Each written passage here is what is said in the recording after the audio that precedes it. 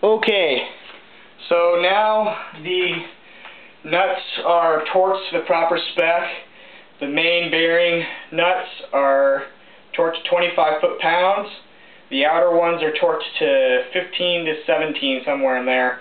The two ones down here by the cam plug are kind of shiesty. They don't want to torque up to anything past 12 or so. So I'm going to leave them alone and make sure I torque up these bottom ones in the corners when I get to them.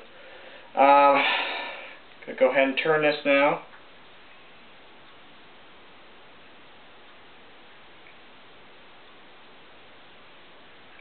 I don't hear anything, no clunking, no scraping. Turns smooth as silk, no tight spots.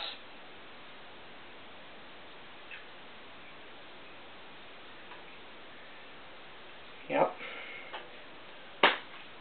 Can't find anything wrong with it, so I guess we go on to the next step.